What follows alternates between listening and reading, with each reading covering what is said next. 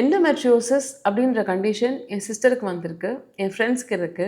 என்னோட பொண்ணுக்கு நான் எப்படி வராமல் பார்த்துக்கிறது, ஒரு விஷயம் நடக்குது, சிக்கன் பாக்ஸ் வருதுன்னா எப்படி ப்ரிவென்ட் பண்ணுறது, கோவிட் வருதுன்னா எப்படி ப்ரிவென்ட் பண்ணுறது, இந்த மாதிரி நிறைய விஷயங்களுக்கு ப்ரிவென்டிவ் மெடிசன் தான் நம்ம டீல் பண்ணணும் அப்படின்னு நிறைய பேசுகிறோம். பட் சயின்ஸில் கண்டுபிடிக்க முடியாத ஒரு விஷயம், எண்டோமெட்ரியோசிஸ்க்கு ப்ரிவென்ஷன் இன்னும் யாரும் கண்டுபிடிக்கல. There is no best way for preventing endometriosis. This is the sad part of science. But don't lose hope. Endometriosis இருக்கிறவங்க, மைல்டாக இருக்கவங்க இன்னும் ஜாஸ்தியாகாமல் என்ன பண்ணலாம், எண்டோமெட்ரியோசிஸ் இருக்குன்னு எப்படி சீக்கிரம் தெரிஞ்சுக்கலாம், இந்த tips will be giving you. ஒரு சின்ன பொண்ணு வயசுக்கு வராங்க, மாதம் மென்சஸில் ஒரு மைல்டு கிராம்பி பெயின் இருக்கிறது நார்மல். பட் சிவியராக பெயின் இருக்குது, மென்சஸ்க்கு முன்னாடியும் பெயின் இருக்குது, அப்பவும் இருக்குது, அப்புறமாவும் இருக்குது, இல்லை எனி ஒன் டே ரொம்ப சிவியராக பெயின் இருக்குன்னா as a unmarried girl, adolescent girl, அவங்களும் ஒரு ஸ்கேன் பண்ணிக்கிறது நல்லது. வலி ரொம்ப இருக்குன்னா பண்ணிக்கும் போது எண்டோமெட்ரியோசிஸை ரொம்ப ஏர்லி ஸ்டேஜில் நம்மளால டயக்னோஸ் பண்ண முடியும். Ultrasound is only one method where we can find it out very correctly.